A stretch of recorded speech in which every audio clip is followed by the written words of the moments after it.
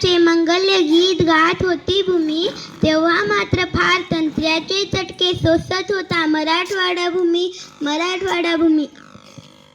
सर्वांना माझा नमस्कार. माझे नाव आरुषी आहे. सर्वप्रथम सर्वांना मराठवाडा मुक्ती संग्राम दिनाच्या हार्दिक शुभेच्छा. समोर होता एकच तारा अन पायधरी अंधार, स्वप्ने पडले जरी उष्य काळाची, हाती मात्र अंधकार. सारा देश उजळला जरी मराठवाड्याची काजळला, सर्व दूर अंगार मनात मित्र हो.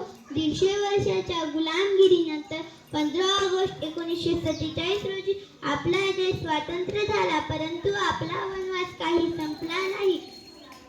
मराठवाड्यावर अजूनही निजामांची सत्ता होती. ते स्वतंत्र भारताचे अस्तित्व मान्य करत नव्हते. निजामांच्या या अन्याय व अत्याचाराला जनता आता फार कंटाळली होती. या अन्यायाविरुद्ध लढा देण्यासाठी स्वामी रामानंद तीर्थ यांच्या नेतृत्वाखाली एक चळवळ उभारण्यात आली. तत्कालीन गृहमंत्री सरदार वल्लभभाई पटेल यांच्या आदेशावरून हैदराबाद संस्थानावर सशस्त्र पोलीस बलाचा वापर करण्यात आला.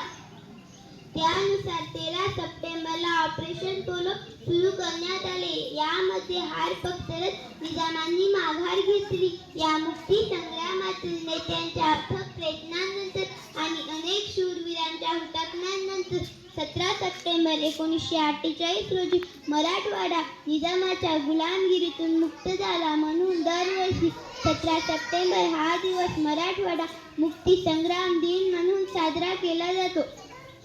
मित्रहो, मराठवाडा मुक्ती संग्राम यज्ञात आपल्या प्राणाची आहुती देणाऱ्या व या संग्रामातील मोलाचे योगदान देणाऱ्या सर्व शिवसेनांना मी वंदन करते आणि थांबते.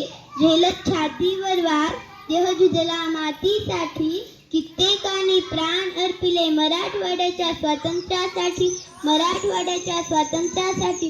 त्या शूरवीरांना माझे कोटी कोटी प्रणाम, त्या शूरवीरांना माझे कोटी कोटी प्रणाम, ज्यांनी रक्त सांडले आपल्यासाठी, ज्यांनी रक्त सांडले आपल्यासाठी. धन्यवाद.